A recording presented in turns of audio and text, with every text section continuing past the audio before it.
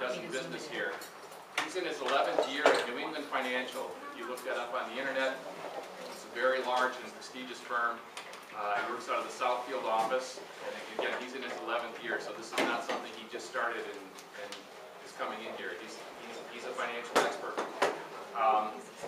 His broker-dealer is well known throughout the nation. It's currently owned by MetLife, New England Financial, and it is a full-service firm. It's got banking, it's got all the options that you would like to use in terms of setting up your own financial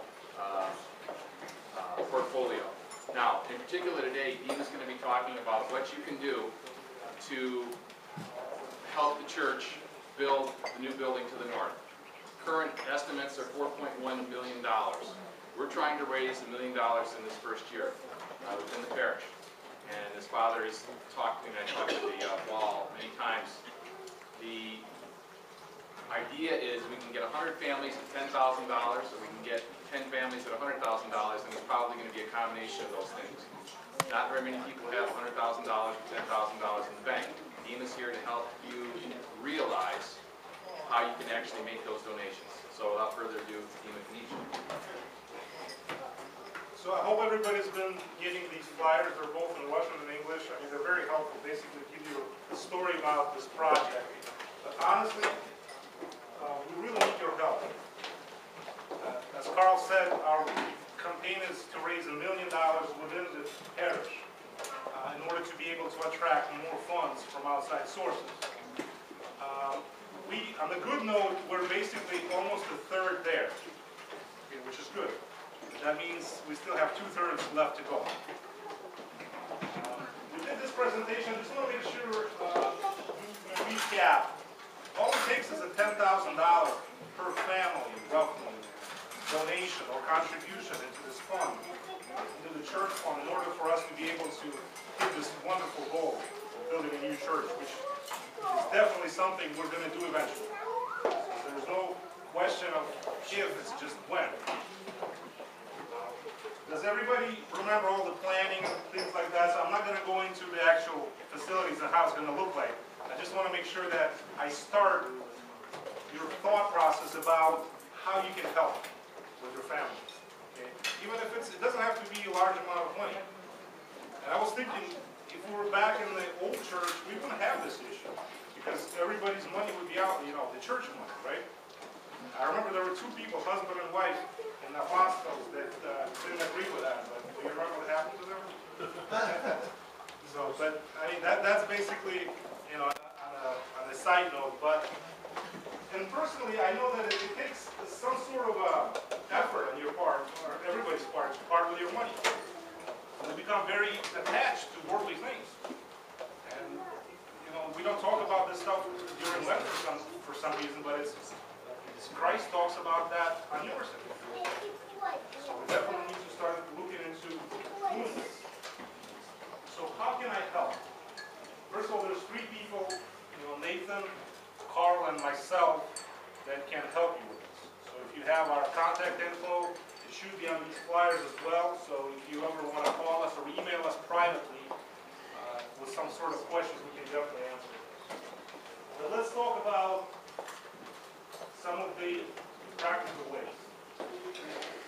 First one is a cash donation. That's very simple. Just write us a check. Write a letter or a check for an X amount of dollars. It's very simple, it's good, but a lot of people don't have the funds to come up with right away. A large amount of money. Another one is a revocable trust. We'll talk in detail about how that works. It's basically your commitment to have a certain amount of money set aside by given endpoints. So let's say you want to set aside $10,000 over a 5-year period. Well, you can set up a trust that allows you to do that. Okay. Other one would be including the parish in a will or as a beneficiary in any sort of asset, with either a house, a retirement account, a life insurance policy, anything like that. Okay, that helps a lot as well. A lot of people, when I ask them, well, who's your beneficiary on this life insurance policy? Oh, I don't know, I forgot, it was 20 years ago. So, or who's beneficiary on this annuity that you have? I don't know, it's my ex-wife. You know, stuff like that. You got to make sure that you think about this stuff. People don't. Parish life insurance, sometimes people choose to buy a life insurance policy. It's a great leverage, especially for those who are older, in their late 60s and 70s. They can get a life insurance policy if they're in good health and create pennies on the dollar leverage for the church. And we'll talk in detail how that works. Yes? But if a person lives 20 years, for example, from now, and so what will it help the parish? Because we want to build the church faster than that. Yeah, it depends on what kind of policy you have. If you have a permanent policy that's guaranteed to pay, you can use it as a leverage for banking, for example. It's an asset that's guaranteed to pay out. So that's getting into more detail, but absolutely, a life insurance policy does have an immediate benefit, as long as it's not a term policy or something like that. And the banking doesn't know whether they're going to collect on it. But that's why I said maybe for somebody in their 70s or even 80s, that could be a good idea. So let's talk about each one specifically. Cash donation, very simple. All you do is make an income tax deductible. So whatever you do as far as donations, don't forget you write it off your income taxes. Okay, does everybody understand that? Okay. All you do that, and then the church, once it has the pool of assets, we haven't decided on that yet, but maybe they can invest the money in government bonds or something like that, very secure, to make sure that the money has some sort of an interest so we don't lose it to inflation. So that's a very simple, that's the easiest way to do it. And honestly, if we could do that everybody could just write a check for $10,000, we'll be all set. You wouldn't need me here. So, the irrevocable trust.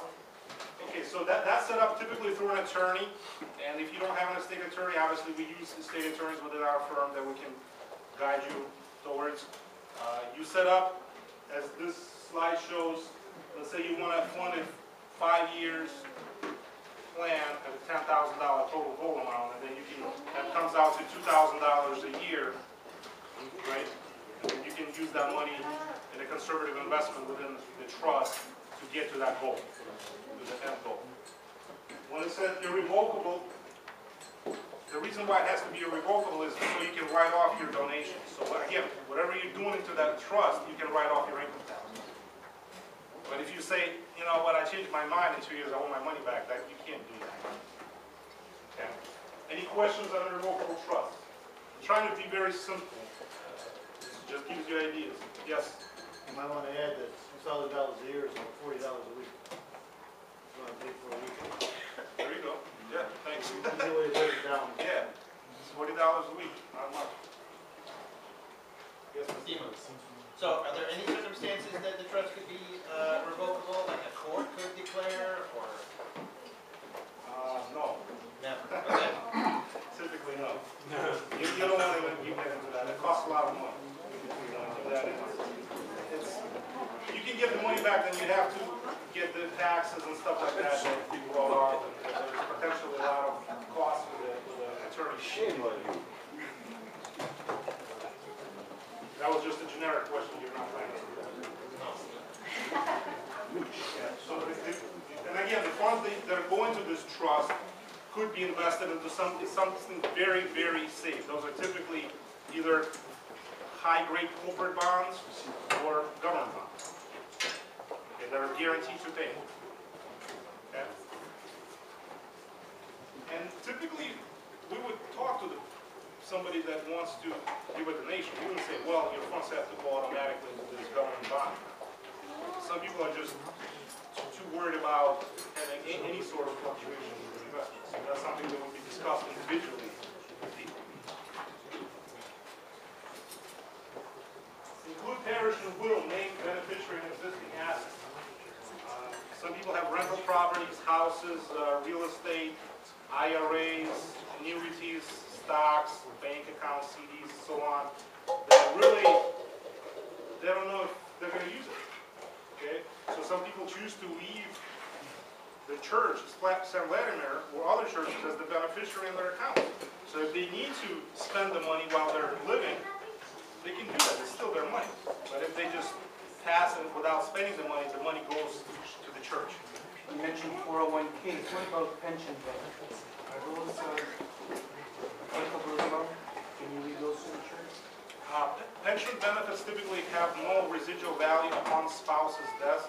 So even if let's say you have a pension through GM or something, or Ford, and if you die, your spouse would be able, depending on how you chose it, to keep collecting some of the assets, but upon her death, typically there's no money going to anybody. But you could redirect, if you have a pension that you're not fully using, you can redirect some of that into the parish fund.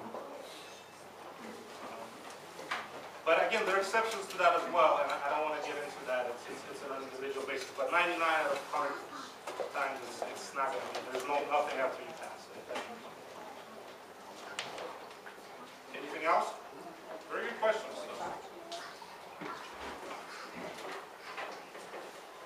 And typically, if somebody is interested, and our plan is to approach most of the people that are in this room and other members individually. So either Carl, I, or Nathan will sit down and look at your situation and guide you. And if you are willing to help, what is the best way for your family to do that? What is the most effective way for your family to do that? Because we're really excited and we're really determined with this. We know that you can do this. Is it equally simple for you to work with someone who's maybe self-employed, like a very small scale self-employed person? How does something like that work? Similar, Very, very easy to do.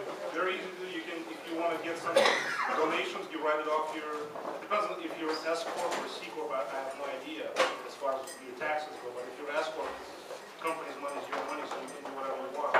And still write off your taxes, income taxes at year end. But yeah, we can help you if you're a business owner, or if you work for a corporation or whatever, or you retiree. Okay? So, what in the world is Choli? That's the most complicated way, but it's the best leverage in my mind. Because I always look for my customer, what is leverage? How do I maximize what I have? Well, you can get, if you have $10,000 and you just want to give it to the church, that's great. But how can I create, maybe turn that $10,000 into $100,000 for the church? That's where it gets interesting. Choli is charge your own life insurance. Okay, it's a very interesting concept. Parishioner makes an income tax deductible contribution into a church or life insurance trust, either lump sum or monthly. The great thing is that you can do monthly. So say I want to do $100 a month.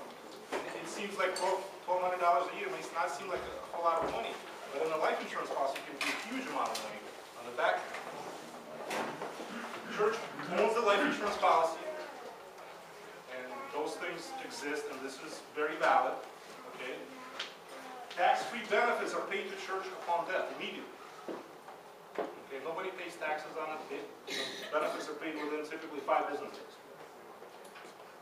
And as I was talking to Roman, the policy can be used as collateral for capital campaign. If you're willing to raise capital immediately, you have a $100,000 policy, they may give you half of it in cash if they see it's a valid policy. Okay, so let me give you an example. 65-year-old female goes to her church in good health. So if somebody's got Alzheimer's or cancer, can't do it. But if you're in good health relatively, and say you want to do $250 a month contribution to the church.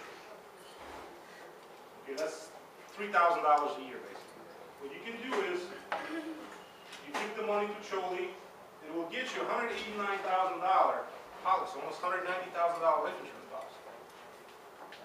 Guaranteed. Okay? And then, let's say if she lives for another 20 years, that puts her at 85, right? She would have paid how much into them? That's 20 years times 3,000. That's $60,000 over 20-year period. How much does the church get? How much does the church get? I just want to make sure. So 198. So it's $190,000. So you turn 60,000, 190 tax-free, and you didn't put 60,000. You funded 60,000 over your lifespan. So that's where the leverage comes in. And that's a good way for somebody that just has extra, a few $100 a month that they're willing to dedicate to the church. So any questions on how this works?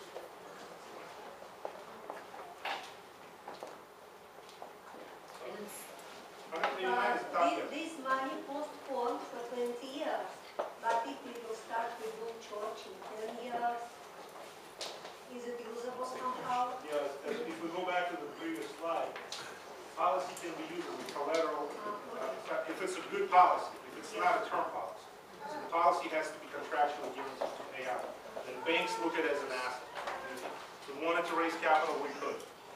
Immediate cash.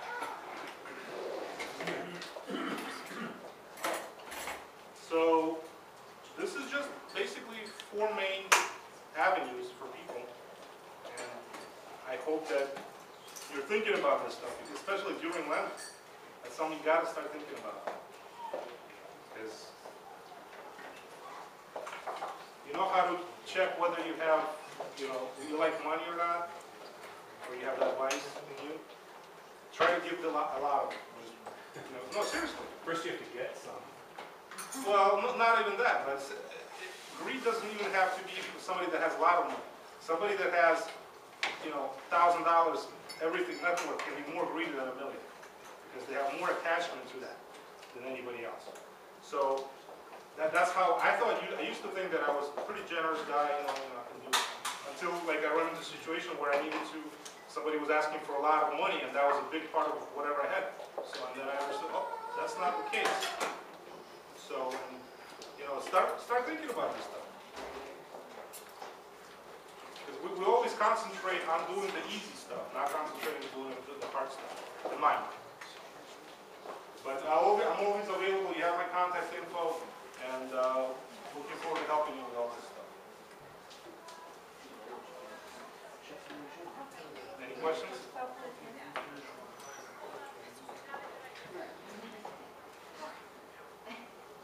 You guys are like, Do they have Brave like a due date for your $1 million goal? huh? Do they have like a due date for your goal of $1 million? Yes. What? Yeah, it's Approximately. end of this. It's end of this year. Sorry, 2012. We have this stuff everywhere. $1 million. Well, we got a third of it already. So. And it's $1 million not in cash, but in commitments.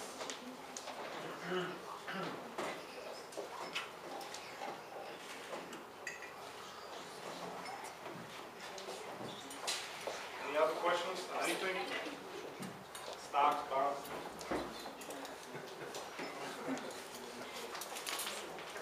Excuse me. As far as just naming as a beneficiary, you mean? Yeah.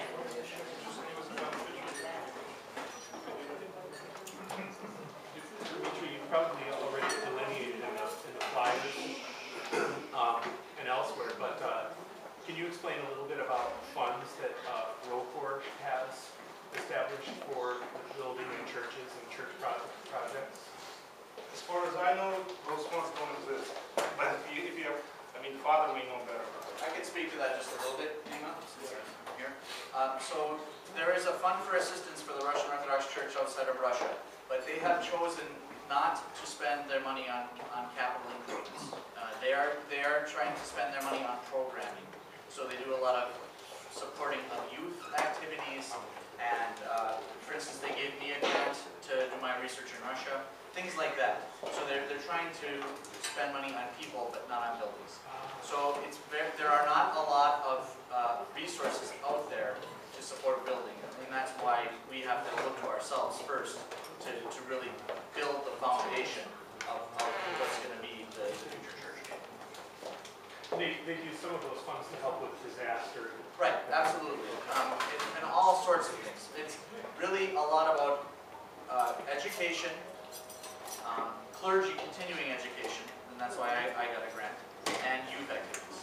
That's mostly what they're spending the funds on. So we can't look to the church as a primary source of income to build our own building. So I'll hand it back over to Dima now because I'm not here to steal the show. We already, this is just question time. Right, so if people people have questions, please talk to Dima, but especially, you probably said it, but I want to say it again. Invite Dmitry or Nathan or Carl to sit down with you at your house and to go over this so that you can ask, there may be questions you don't want to ask in front of everybody else, and that's natural, right? But you can ask them detailed questions about your own financial situation and how you could support the church when you're sitting at your kitchen table with